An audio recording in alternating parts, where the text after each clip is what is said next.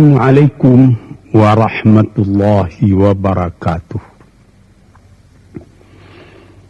Para pendengar dan peminat kaset yang tengah diputar ini, saya menyatakan rasa bahagia, rasa syukur kepada Allah dapat menyampaikan dakwah saya ini sekarang dengan kaset. Moga-moga dapat tuan-tuan putarkan, tuan-tuan dengarkan ketika tenang-tenang dengan anak-anak di rumah, atau ketika naik mobil,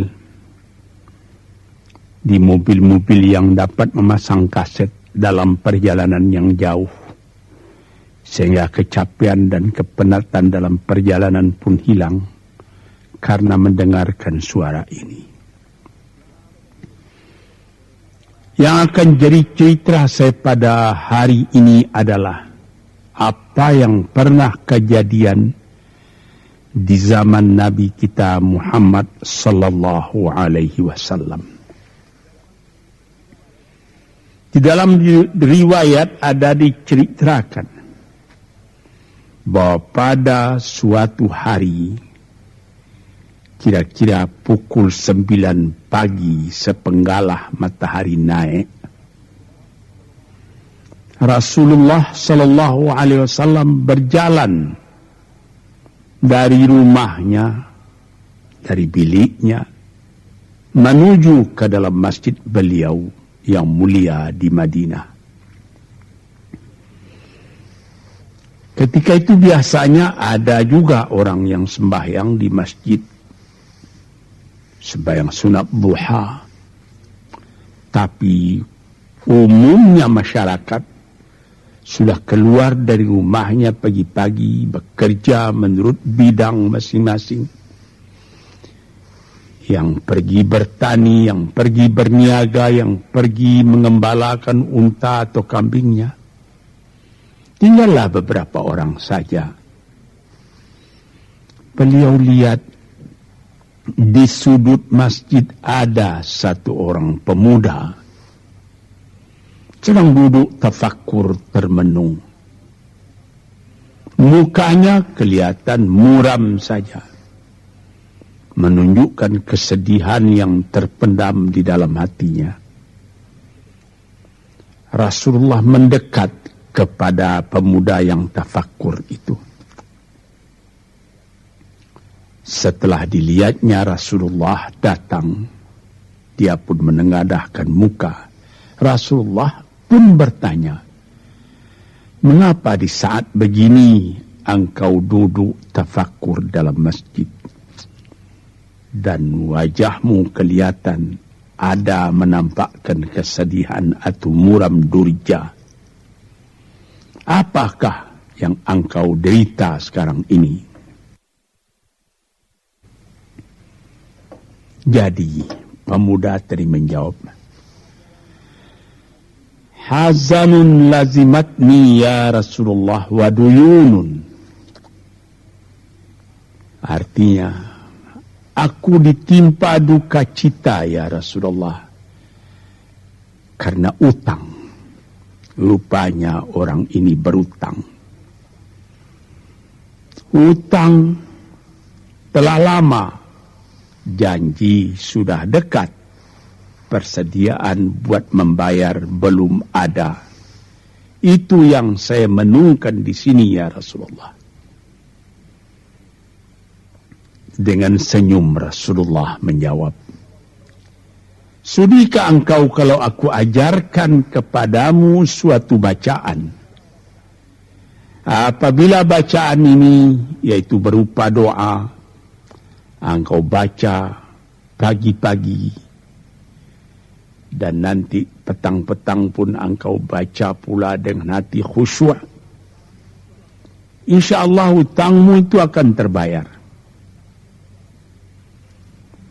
Tentu pemuda tadi dengan besar hati menjawab, "Tentu ya Rasulullah. Aku senang sekali kalau dapat engkau ajarkan kepadaku apakah doa itu." Lalu Rasulullah membacakan, mengajarkan kepada pemuda itu doa ini. Inilah yang akan saya bacakan pula, mudah-mudahan kita semuanya dapat pula mengambil bacaan ini menjadi bacaan kita. Kita baca pagi, kita baca petang. Apa bunyinya? Allahumma inni a'udzubika minal hammi wal hazani wa a'udzubika minal ajzi wal kasli wa a'udzubika minal bukhli wal jubni wa a'udzubika min ghalabati daini wa qahrir rijal. Sebelum kita uraikan atau kita tafsirkan artinya satu demi satu, baik kita artikan secara keseluruhan lebih dulu.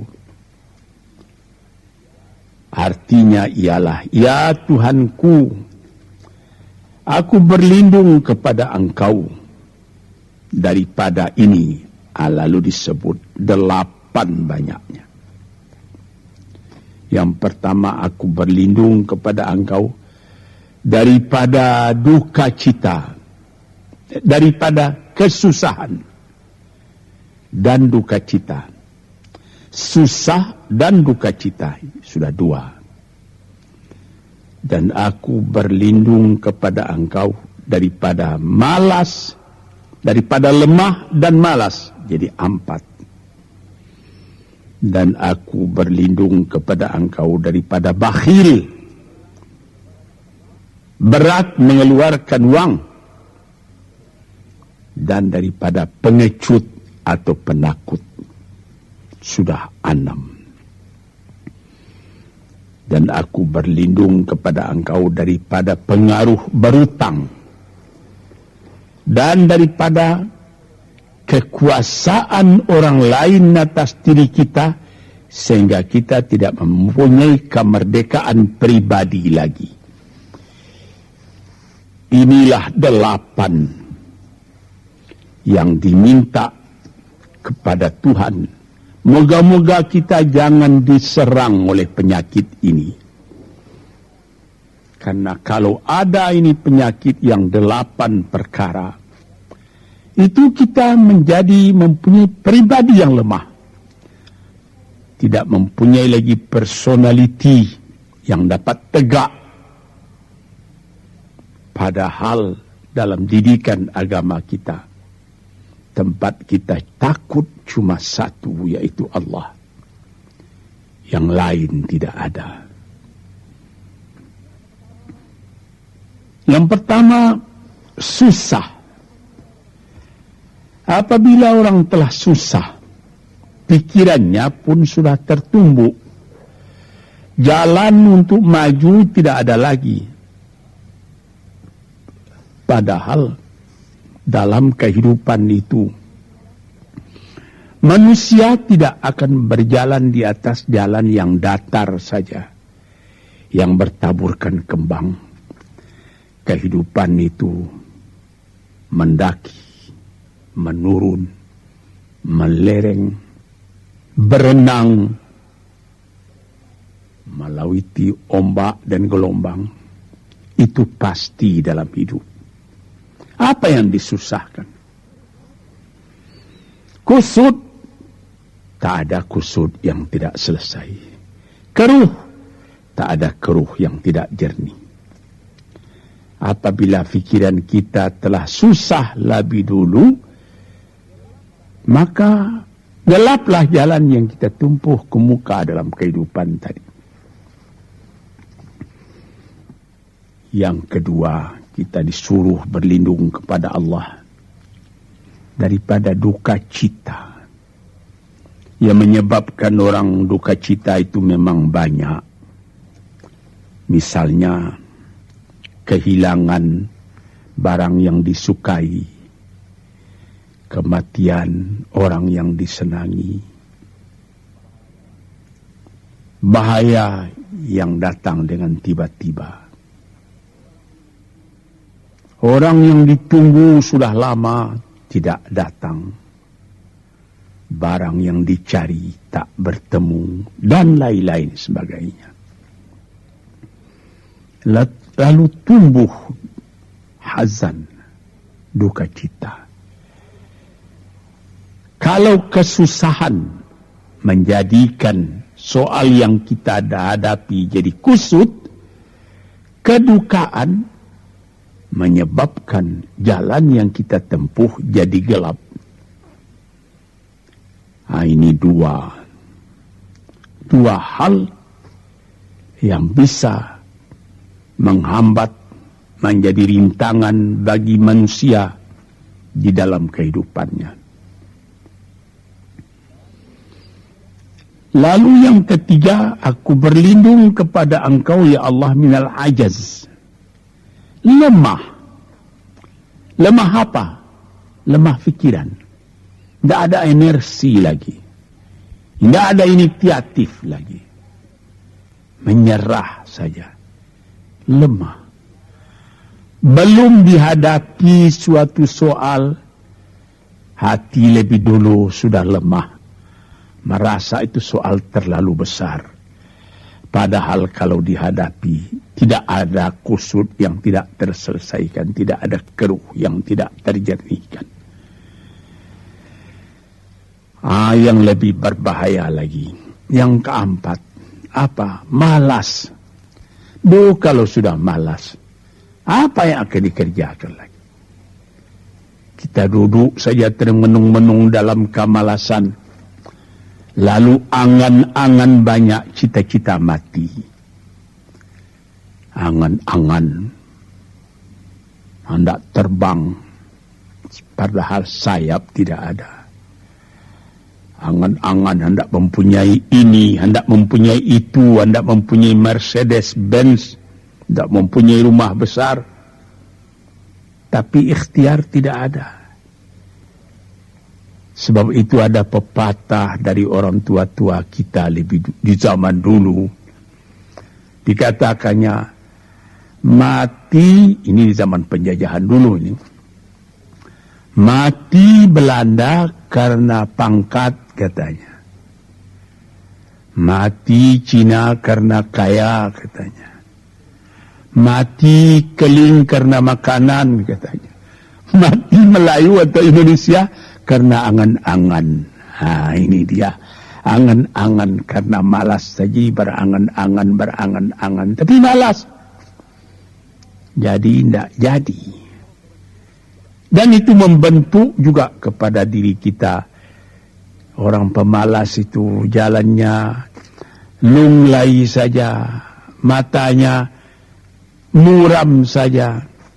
Tak jauh dia memandang. Ini penyakit.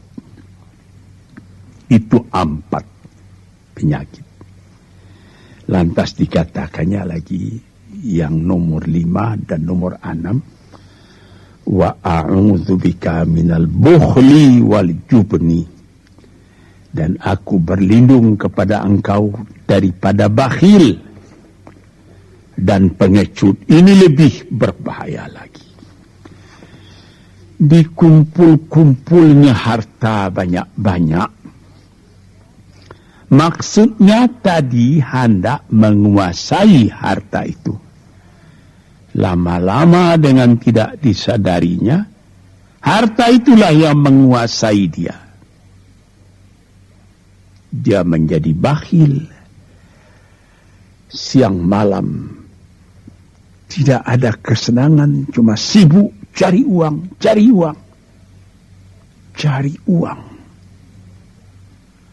Kemudian simpan banyak-banyak. Gunanya ya cuma mengumpul itu saja.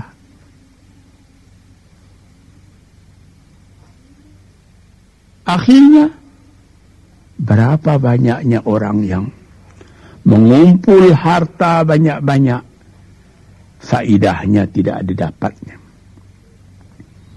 Seingat cerita dahulu 40 tahun yang lalu ketika saya masih tinggal di kota Medan, ada satu orang kaya mengumpul harta. Terkenal dia kaya di Medan, beberapa buah rumah, puluhan rumah yang dipersewakannya.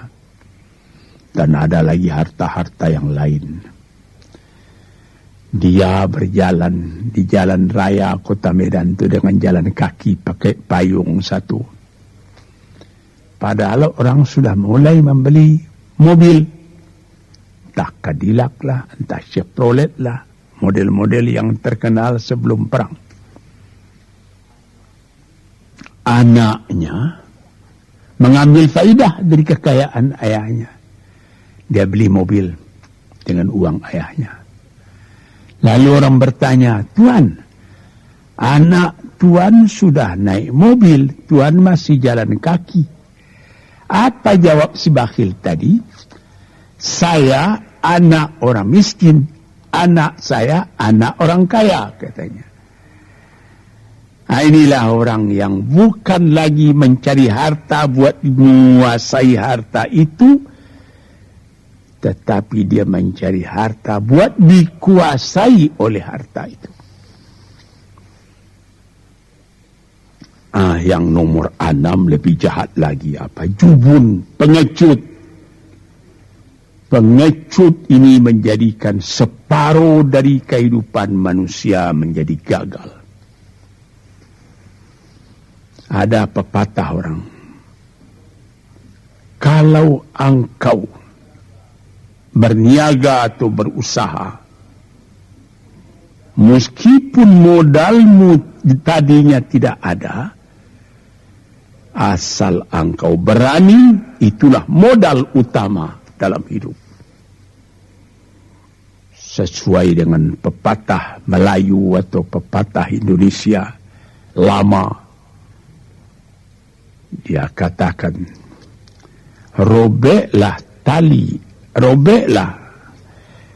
putuslah tali layang-layang, robek kertas tentang bingkai. Hidup jangan mengepalang, tidak kaya berani pakai. Hidup jangan mengepalang, tanggung-tanggung jangan. Tidak kaya berani pakai. Keberanian itu adalah modal. Sebab itu kalau orang rugi berniaga, itu belum rugi. Yang penting berani. Karena adat perniagaan itu tidak saja beruntung, rugi juga kadang-kadang. Tapi kalau keberanian yang hilang, separuh daripada kekayaan tadi sudah habis. Walaupun masih banyak ada, tapi keberanian tidak ada, separuh sudah habis. Akhirnya, walaupun kekayaan besar, tapi kepercayaan hilang, itu namanya habis, tidak ada lagi. Walaupun berjuta yang tinggal dalam tangan, tapi orang tidak percaya. Apa lagi artinya? Sebab itu yang pertama sekali modal itu keberanian menghadapi hidup. Ini 6. Yang ke-7 dan 8, wa a'udzubika min ghalabatid daini wa qahrir rijal, dan aku berlindung kepada Engkau ya Ilahi daripada pengaruh utang. Hutang itu, itulah anak muda yang duduk di sudut masjid tadi, dipengaruhi oleh utang. Sampai Rasulullah sendiri pun mengatakan, iyyakum wad-daina.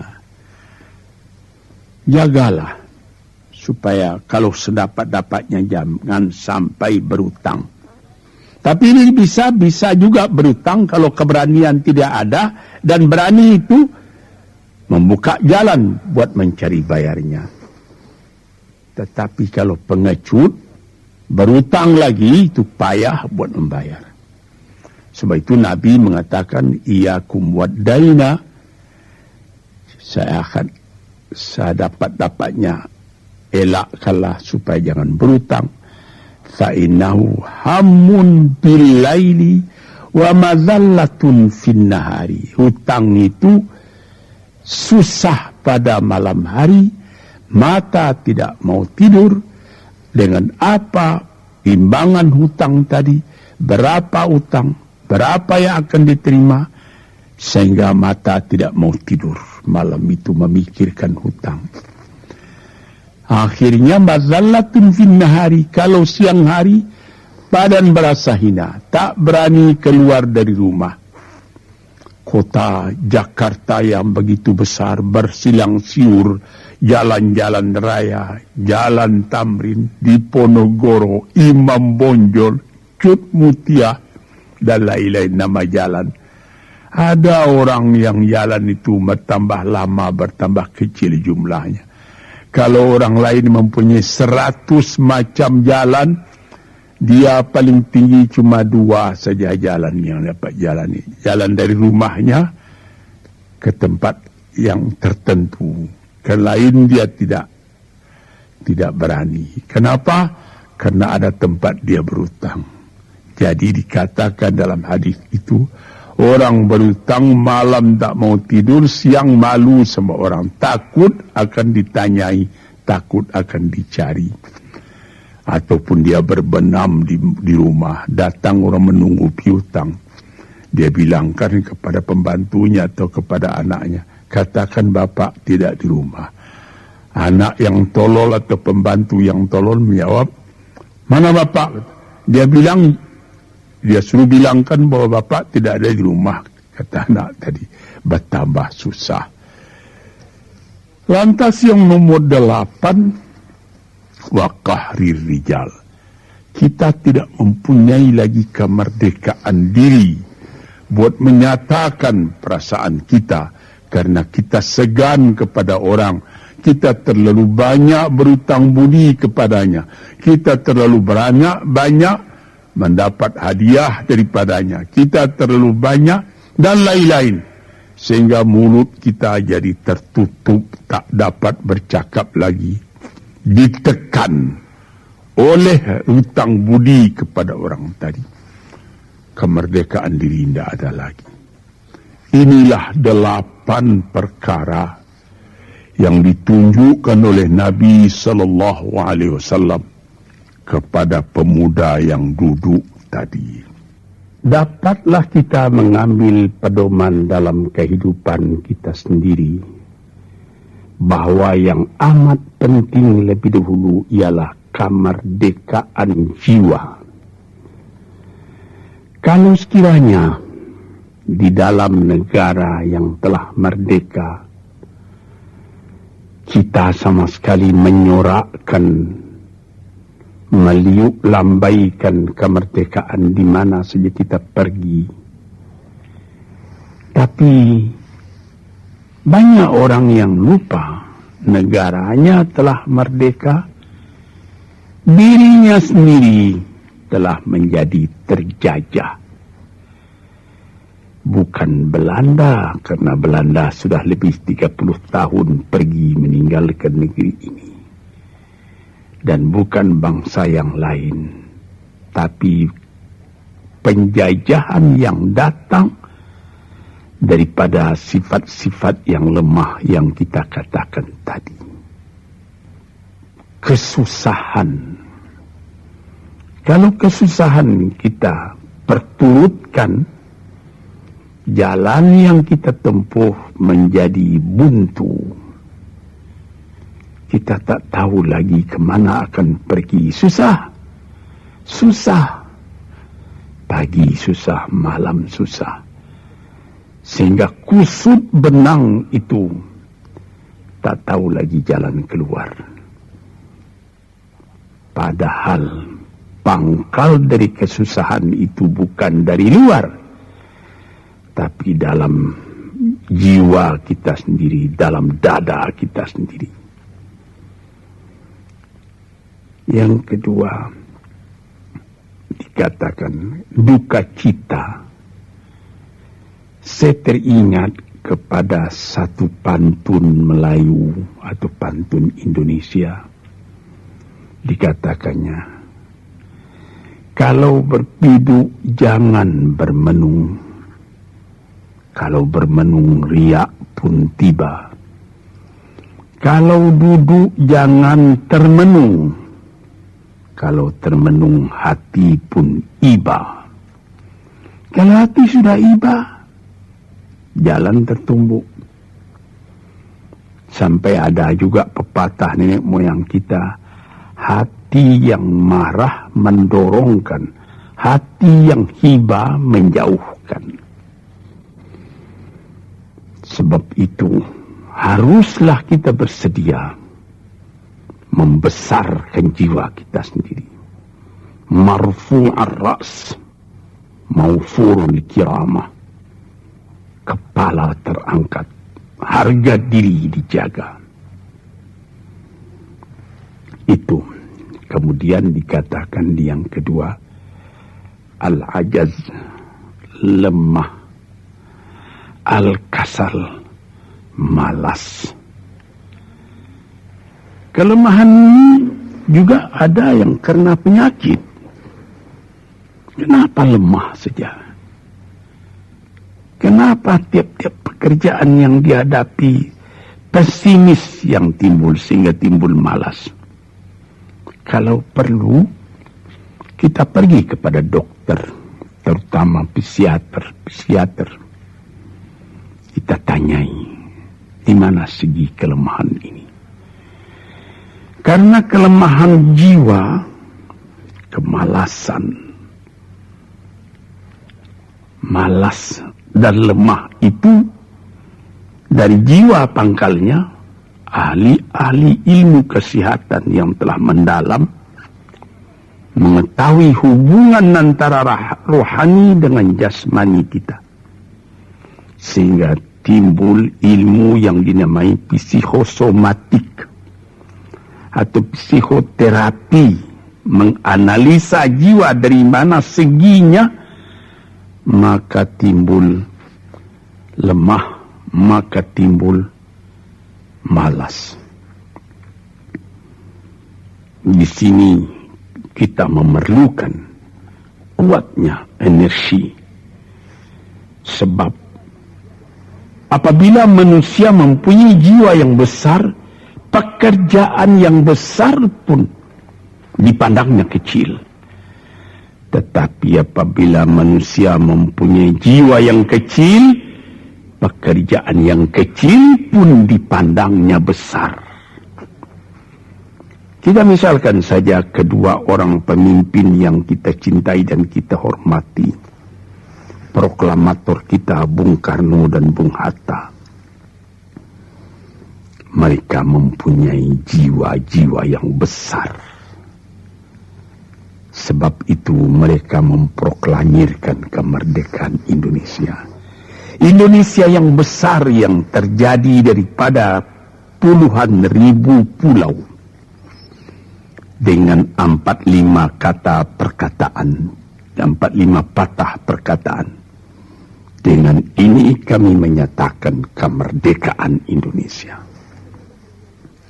Tapi kalau beliau misalnya orang yang berjiwa kecil, dia akan bertanya, bagaimana bisa Indonesia merdeka? Kita sudah miskin, melarat, dulu dijajah Belanda, kemudian ditekan Jepang. Kapan? Dia mengkaji itu pekerjaan yang detail-detail, yang kecil-kecil, dia anggap itu besar. Ini misalnya. Maka orang-orang yang ajaz, yang lemah, atau yang kasar, yang pengecut, yang pemalas, tidak dapat mengerjakan pekerjaan yang besar-besar. Kemudian yang kelima, dan keadaan wa a'udzubika minal bukhli, aku berlindung kepada engkau daripada bakhil, menerima mau banyak-banyak, mengeluarkan paling sedikit. Dia anggap, sebagaimana saya katakan tadi, tadinya dia menguasai harta. Akhirnya dengan tidak disadarinya, dia yang dikuasai oleh harta. Akhirnya, orang yang begini kerjanya cuma mengumpul-ngumpul harta saja.